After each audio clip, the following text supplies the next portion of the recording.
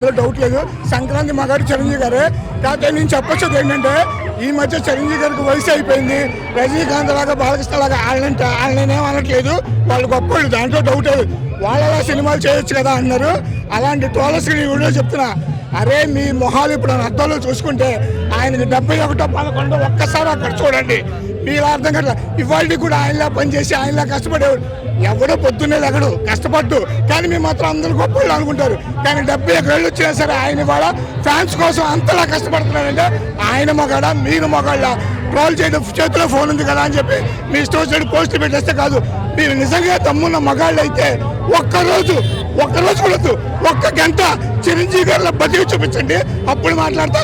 మీకు దమ్ముంటే నా పేరు జీవి, బ్రదర్ ఆఫ్ చిరంజీవి, విజయవాడ. మీకు దమ్ముంటే వచ్చి మాట్లాడండి, ఏదైనా చేయండి. అంతేగాని ఆయనతో మీరు అసలు ఆయనతో కాదు, ఆయన ఎడంకాలు చిటికిన వేళ్ళు ఉన్న మట్టితో కూడా మీరు పోల్చుకోవడానికి సిద్ధంగా లేరు. ఆయన 1990s నెంబర్ 1, 2020లో నెంబర్ 1, 2040 వచ్చిన ఇండస్ట్రీకి ఒక్కడు only boss of the bosses megastar Chiranjeevi. Single word సమాజం చెప్పాలంటే మీరు నిజంగా కడుపు అంటే లేడీస్ని తిట్టకూడదు, ఎన్ని చేయకూడదు అంటే నేను మాట్లాడలేదు.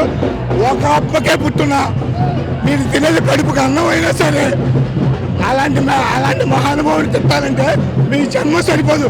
చేతిలో ఫోన్ ఉంది, ఎవరు పట్టించుకోవడానికి అమ్మతో మీరు తిట్టేస్తున్నారు.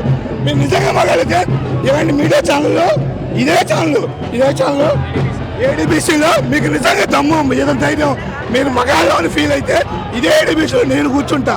మీరు ట్రోలర్స్ ఎవడైనా సరే, వాడు ఎంత పెద్దోడైనా సరే నాతో డిబేట్కి రండి. మెగాస్టార్ చిరంజీవి లాంటి ఒక్క మనిషిని ఈ భూమి చూపించండి, అప్పుడు జీవితాంతం మీకు బానిసగా నేను బతుకుతా.